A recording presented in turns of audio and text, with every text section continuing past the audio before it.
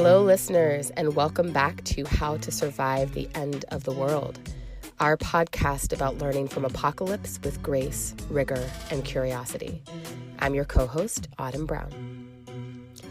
Back in the day, during our first full season of How to Survive the End of the World, Adrienne and I recorded a conversation about class, wealth, and debt. I don't know what to do. I'm an anti-capitalist, but where do I actually get into? But I'm on this hamster wheel. I'm on the hamster wheel. And how do I, so one other example. We framed this conversation as part one of a series on future economics.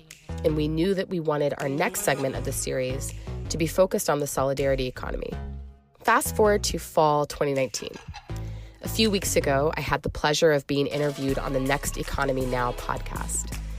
Next Economy Now highlights the leaders who are taking a regenerative, bioregional, equitable, transparent, and whole systems approach to using business as a force for good. I was interviewed by the podcast's host, Ryan Honeyman, and our conversation focused on worker co-ops as a critical part of the solidarity economy infrastructure, and why Americans struggle so much with the idea of cooperation. We are excited to cross-post this conversation and bring it to you as Future Economics Part 2, the Solidarity Economy.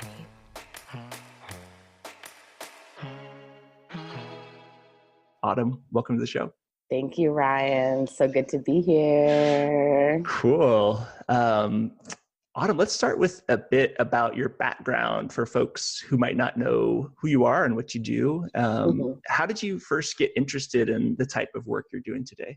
Oh, that's a good question. Well, I've been, the work that Aorta does is we are facilitators and political educators. We do that work in a variety of different spaces. We have a focus on working within social justice movements. We do a lot of consulting and training with movement building organizations.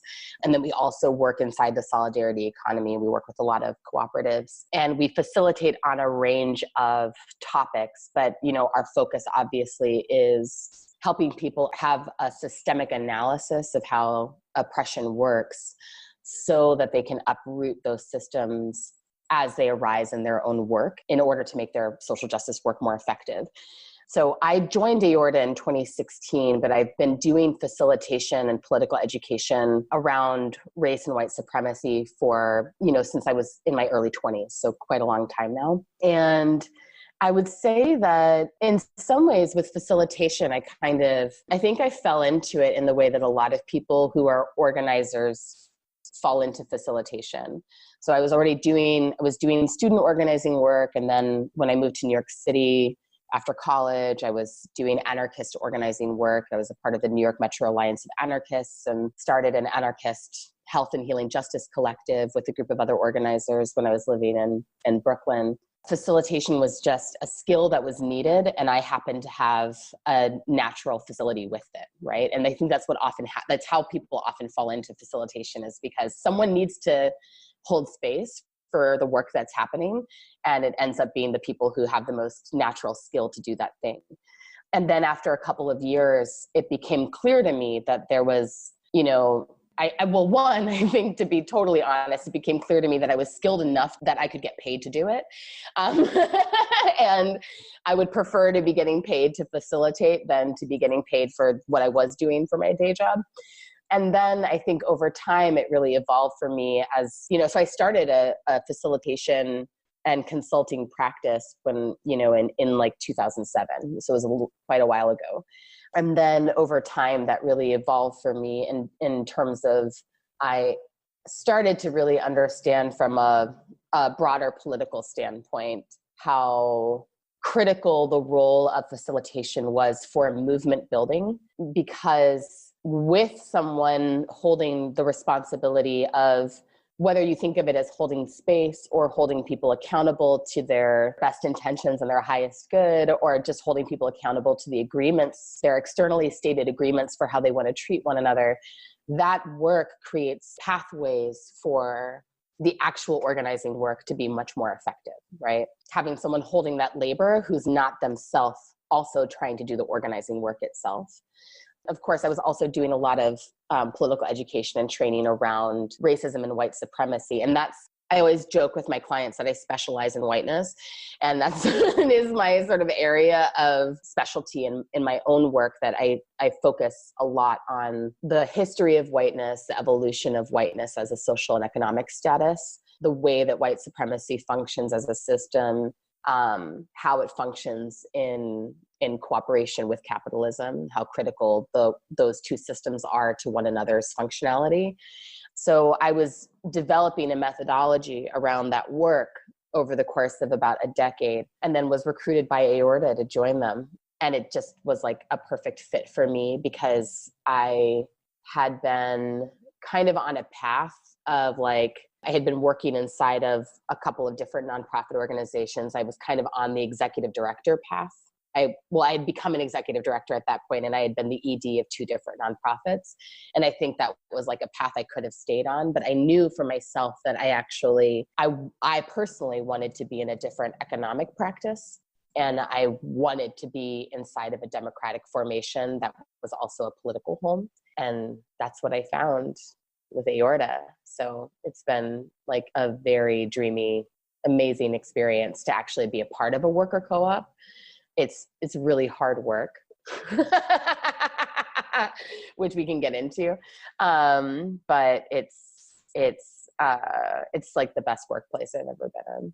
Yeah. And I think, one thing that may help frame up this conversation too is, what do you see as like this sort of future, and this may be a tough question off the top of your head, but like, what is the sort of like future what is this future of solidarity, the future of economics leading us towards? Like, how will we know we've gotten there? Like, what are some indicators that you sort of feel like, like if we reach X, that will sort of be meaningful? Well, I think, one way into that question, I think, is to look at what is the status quo, like what is it that we're all living inside of, that we're desperately trying to figure out a way to transform, And I think of a lot of it having to do with a lack of agency, that we collectively experience in our daily lives, like a real lack of agency to impact the conditions around us, to impact our immediate conditions. And there's a lot of stratification in that as well, in terms of who in our society has the agency to make different choices economically, right? I remember that this became very clear to me, like once I became a mom, that because so much of when you're on the path to becoming a parent, there's a lot of information that's directed at you about the choices that you're going to be making, right? A lot of that is, commercialization. A lot of it is the commodification of like the work of parenting.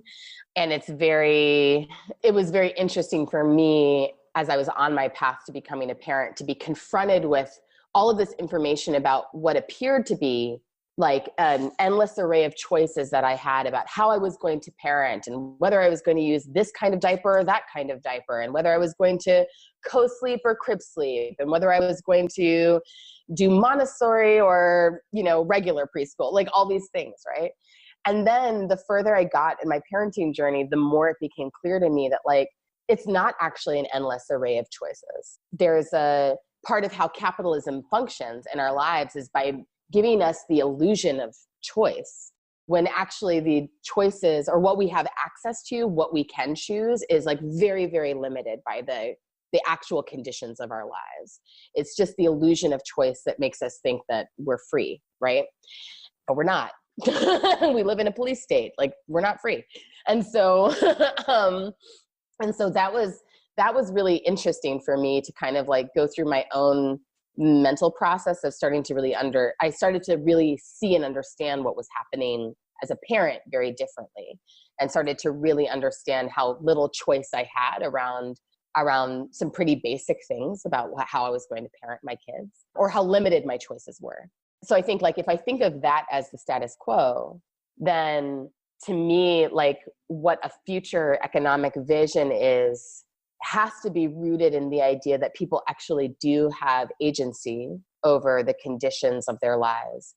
And they do have the ability to make choices related, like that are rooted in their own values about what they're going to consume, what they're going to produce, how anything that they consume or produce is going to be utilized, and how it's going to be disposed of. You know, if you think about like daylighting what the system actually, what the economic system actually is, from like the extraction of resources to the production of products to the consumption of products to the disposal of products, it's like, I want all of us to live in a world where we can make choices rooted in our values about how we engage with that process, whether it's like me as a parent or me as a worker or me as someone who just like wants to go on vacation sometimes. Like I want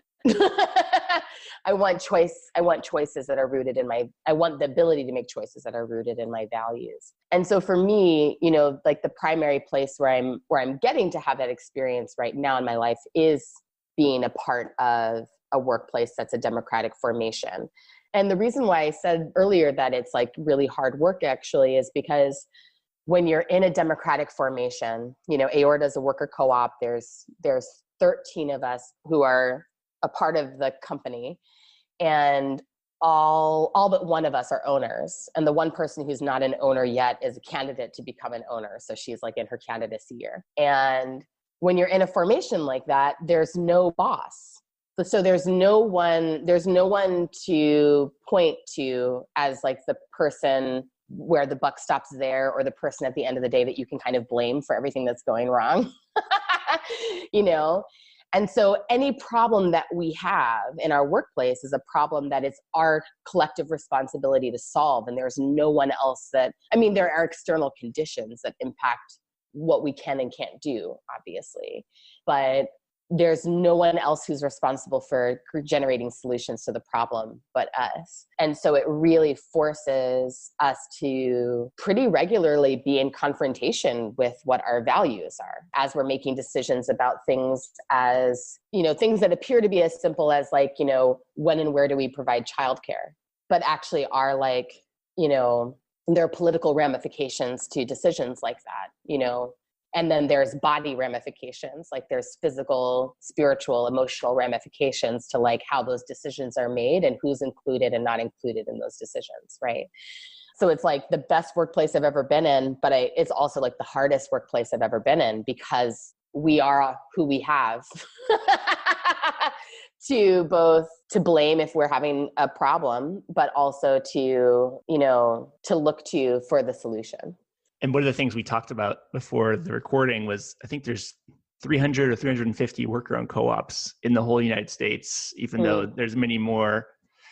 And we were briefly getting into why we think that is. And do you have any theories about, you know, why there aren't more worker co-ops? It probably is. I mean, it's maybe that people just don't know they exist, but there's probably also like some sort of like the sort of individualist American maybe mentality is like, I don't want to be part of a worker-owned co-op. Well, you know, I think I'm so glad you asked this question, because I think this is such an interesting aspect of American life, right? Because it is true. Like if you go to almost any other country in the world, you would find, as a point of analysis, that co-ops themselves, whether worker co-ops or food co-ops or banking co-ops, make up such a higher percentage of the economy than in the US. But to me, it's like, it is absolutely not an accident that that's the case, because when you look at the history of how white supremacy and capitalism evolved on, you know, this ground that we call the United States, part of that evolution involved a very intentional destruction of the commons, or anything that we would understand to be like commonly held.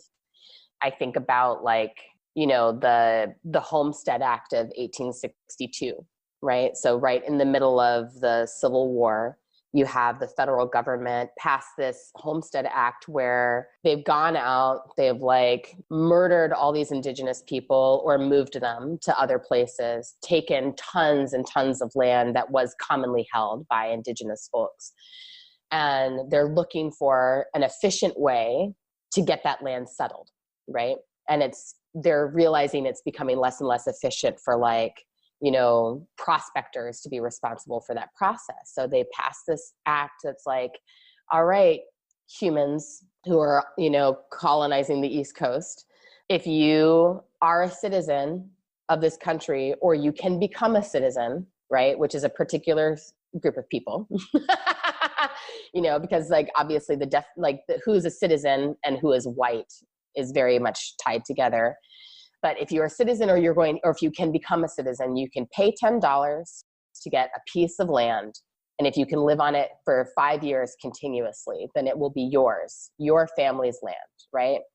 That's how I live in Minnesota right now. That's how Minnesota was settled, right? That's how most of the Midwest was settled, and much of the broader West as well. And, that process of like transforming a space that was commonly held into a space that is individually held was very, very intentional, and had as much to do with like efficiency as it had to do with like the intentional like disappearance of a different way of thinking and a different way of being in relationship to land and to each other, right?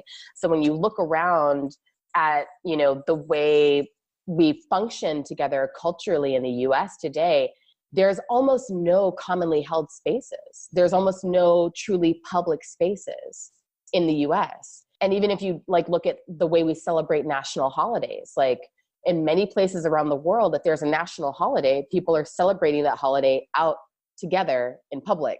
But, like what's like our biggest, one of the biggest national holidays, Thanksgiving, is celebrated. I mean, Thanksgiving is problematic as fuck, right? Excuse my language. But also it's not an accident that holiday is celebrated in the privacy of our own homes. There's not like a national, or there's not like an out in the world collective way that we're celebrating that holiday, right? And so to me, it just points to, there's a way that Americans really identify with this ideology of like individualism that to me, like it points back to the ideology of white supremacy and capitalism, right? That it's not just this personal problem that we're more interested in ourselves and less interested in each other, and we just need to be more interested in each other. It's like our entire economic structure that we exist inside of always points us back to ourselves, and always points us back to like a sense that we must be self-reliant in order to be successful in this system, because that's the way the system is set up, that a sense of collective reliance is a losing game, right? And so to me, it's like there's that ideological underpinning. And then there's the reality that, the legal codes that govern how you can construct businesses, as you well know, make it very complicated. They make it very, very complicated to try to run any kind of business that's not, individual proprietorship.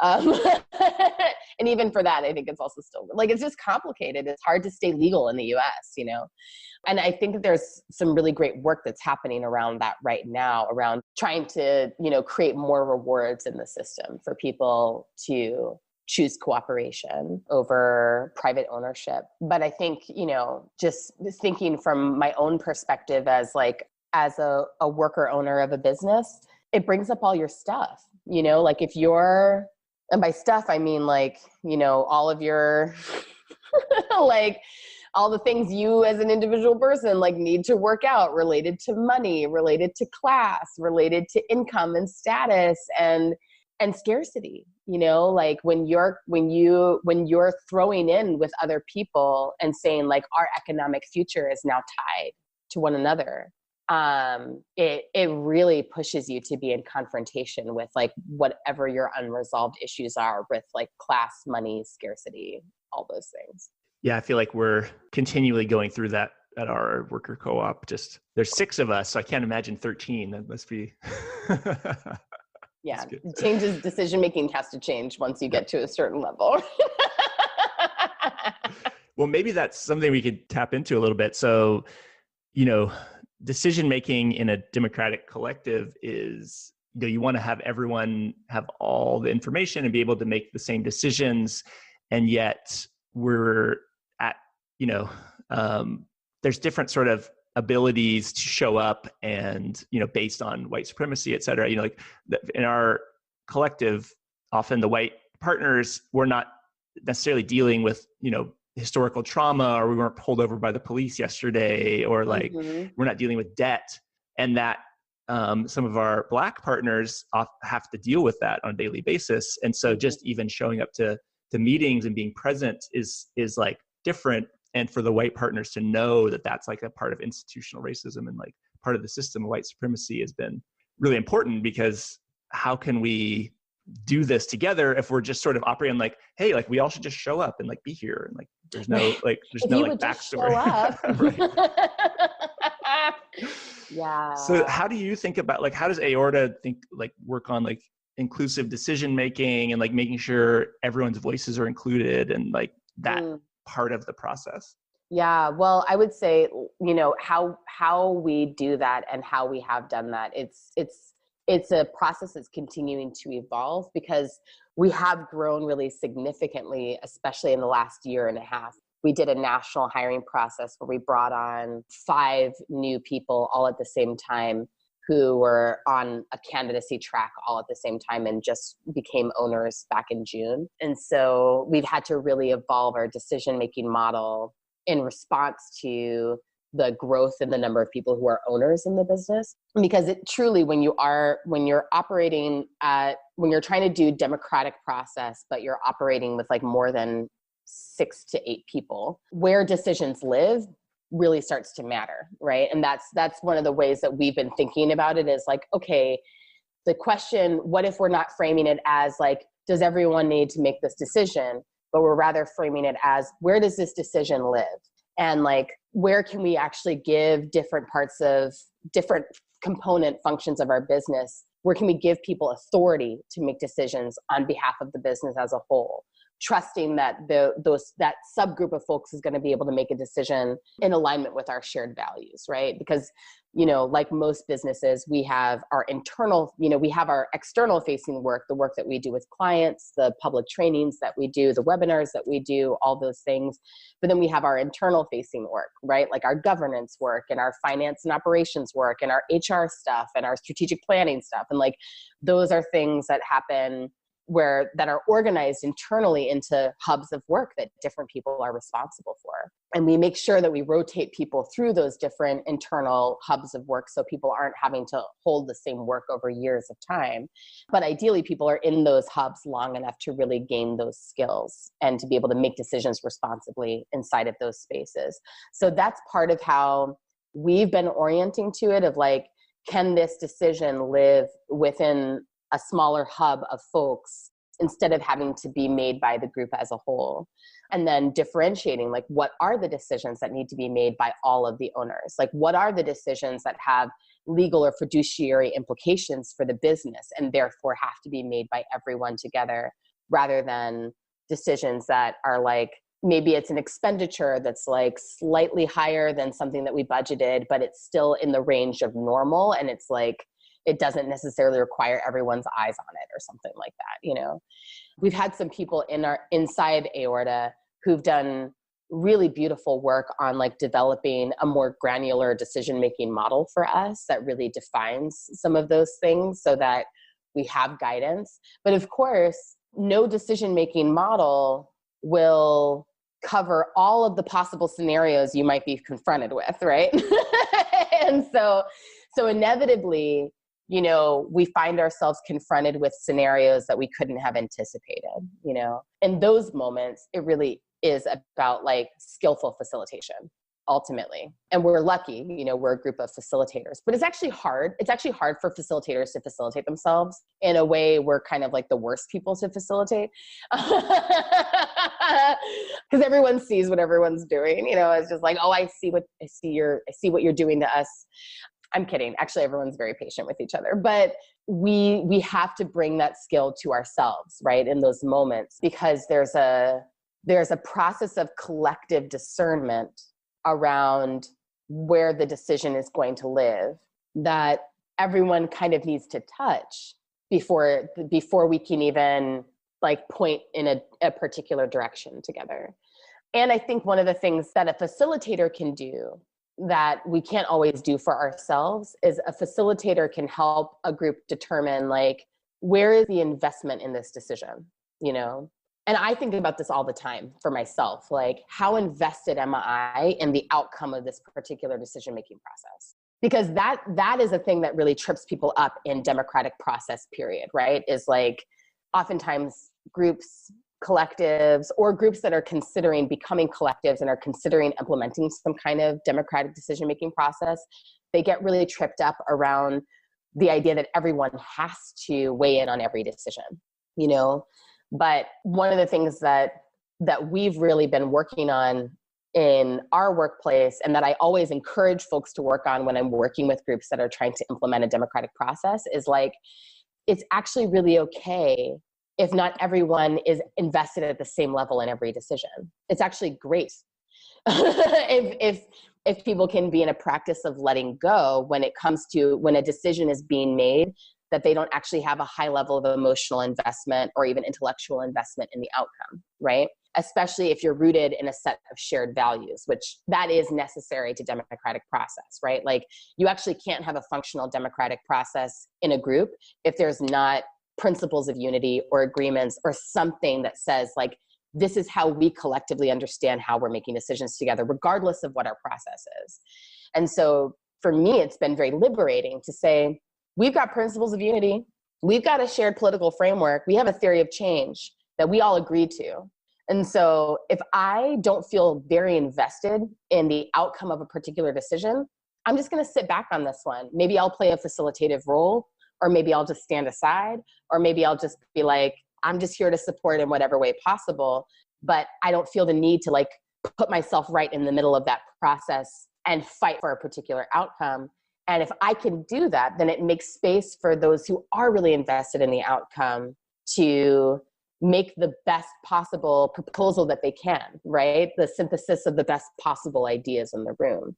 And I think that there's, you know, it's kind of a dance that you have to do in democratic process between like, to what extent are people like cooperating towards the best possible idea versus to what extent people get to like really make an argument for why their idea is the best, you know? And I think whenever I'm teaching people how to practice democratic decision-making together or to practice consensus, I really emphasize the process of synthesization, right? That like what we actually want to do is create we want to pull all the information that we have together and create an idea, a proposal, pass a decision that's like more comprehensive than what any one person could come up with, right? Those are the ideal circumstances when you're practicing consensus decision-making with others.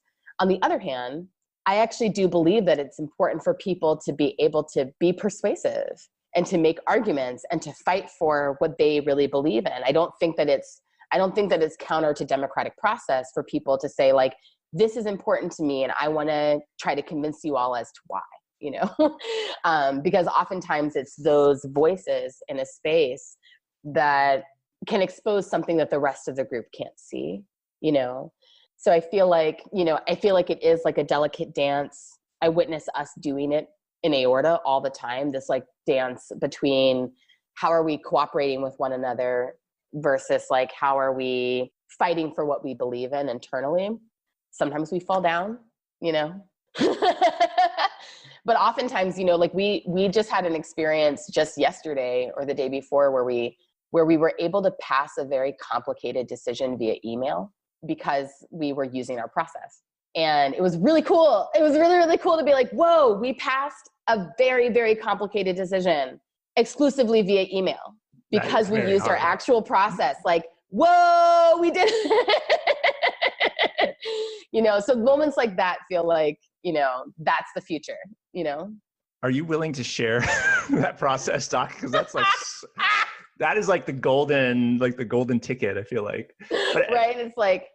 But it's also, I think what I would like to sort of re-emphasize something you said to some of our listeners and others is like the values, vision, theory of change stuff has to be done first, really. Yeah. Because it's like, if you're just making decisions, but there's no shared, or at least there's an assumption of shared values, it can go haywire. That's the worst outcome, right? Is if there's an assumption of shared values that aren't actually there, you know? Yeah. And it's not like you can't make decisions with people who don't operate from the same assumptions as you, but it's always better if whatever those assumptions are really transparent, you know? And like in our co-op, we do have people who like land in really different places in terms of how they orient to what we are all collectively responsible for versus what we are individually responsible for. You know, what level of authority any one person in the co-op should have versus what level of authority the group as a whole should have. Like we have like a wide range of opinions about things like that. The difference is that we're having those conversations.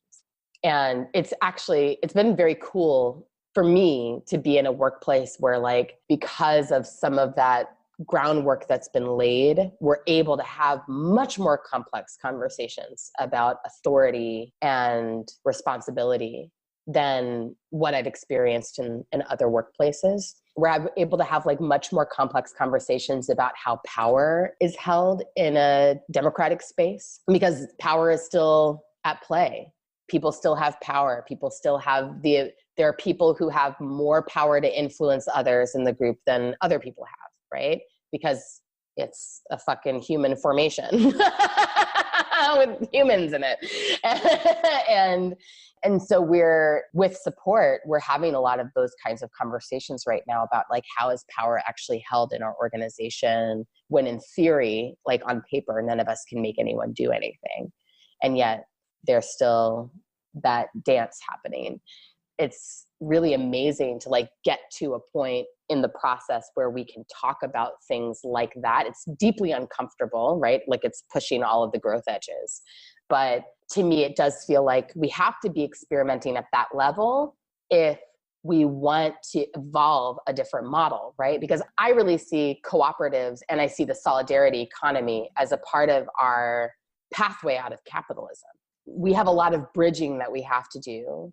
If you think about it from the sort of like anarchist lens of dual power, right? This idea that like there's a system already at play in which resources are constantly moving in multiple directions, but their resources are being passed back and forth between certain players inside that system, and that's how it works.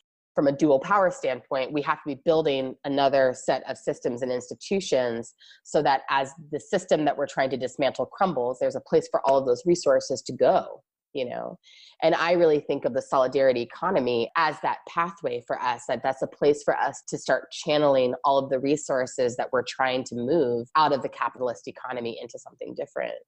We're not going to be able to like build that perfect system inside the shell of the old, right? Like it can't be everything we want it to be, but we can be practicing liberation in our process of creating it. I really do think of like liberation as actually like a state of being. It's not a destination that we're trying to reach. Like there are ways that we can be very liberated even in this moment, you know, even while living inside of a police state. And actually we have to be able to experience liberation as a state that we can like generate inside of ourselves if we're going to like imagine something other than what we're living in currently. And then we have to be able to experiment from that place. And so I do believe that like, you know, one of the reasons why I wanted to be a part of a worker co-op, and one of the reasons why in my client facing work, I really encourage people to consider like making the shift towards a co-op model, is because I feel like that is the space that forces us to learn the skills that we need, the hard skills of like, of relationship that we need to have in order to be in a different economic practice. Are there folks, either individuals or organizations, that you could point listeners to of like, who's like leading in that solidarity economy, or sort of who do you look to for inspiration when you're thinking about like what's possible? Yeah, that's a great question. Well, I do look to the United States Federation of Worker Co-ops, which is led by my aorta colleague, Esteban Kelly, who is also just one of the most brilliant people that I know. And the Federation does a lot of educational work as well as just like a lot of co-op development work. They also partner with an organization called the Democracy at Work Institute that has a lot of educational resources that I often point people towards DAWI, the Democracy at Work Institute, when they're thinking about either starting a co-op or trying to make a transition from being some other type of business to a co-op, because because there are so many like just down there in the weeds questions that it can feel very, very intimidating for folks. So those are two of the resources that immediately come to mind. And then there's also, you were actually referencing Bally, I think, at the top of our conversation. I wonder if you could talk a little bit about that program for listeners, because I think that that's another place where people are doing some really visionary work around solidarity economy. Yeah, folks don't know Bally, Business Alliance for Local Living Economies. It's all about how do you create resilient, racially just, locally self-reliant economies that work for all, and sort of taking the power back to regional and local businesses and creating regional networks and local networks as opposed to larger corporations. But all done with like an equity, racial justice, dismantling white supremacy lens. And a lot of their work of late has been around like the finance piece, like how do we drive more capital to Black and brown communities? So it's, to build the next economy. So we only have a couple minutes left, Autumn, but one question we like to ask is, what do you need right now, and how can our listeners help you grow the next economy? Oh, like what does Aorta need? Or just what would be supportive for you? Is there an ask, or like whatever comes to mind personally? Oh my gosh, I love this question. That's so cool. Well, I just went through a major personal life transition, and I moved to a new place, and I'm going through a divorce. I'm going through a process of having to do like a division of household, right? Like, especially thinking in terms of like, economy from the movement generation lens as management of home. Like, I'm having to go through a process of like managing the division of home with my longtime partner and my co-parent. I have 3 kids. So if there are people who are based in Minnesota and who want to come find me on Facebook, I have like DIY divorce registry that I've created so that I can like set up my new home. And that's like where I'm at in terms of my personal need is I'm looking for community support in terms of setting up this next phase of my life and like making sure that the way that I'm living is like reflective of my values, regardless of where I am. Yeah, divorce registries, something that it does not exist and should exist, because that's when you actually need a registry. Right. A great idea. It's such a good idea. Someone should totally like make that as like a cooperative business. Thanks for listening to our show. We're on Twitter and Instagram at End of the World PC. We're also on Facebook at End of the World Show. You can make a sustaining donation to our show by visiting our page at patreon.com/endoftheworldshow. Another incredibly helpful thing you can do to help our show sustain itself is to write us a review on Apple Podcasts if you are an iPhone person. Thank you.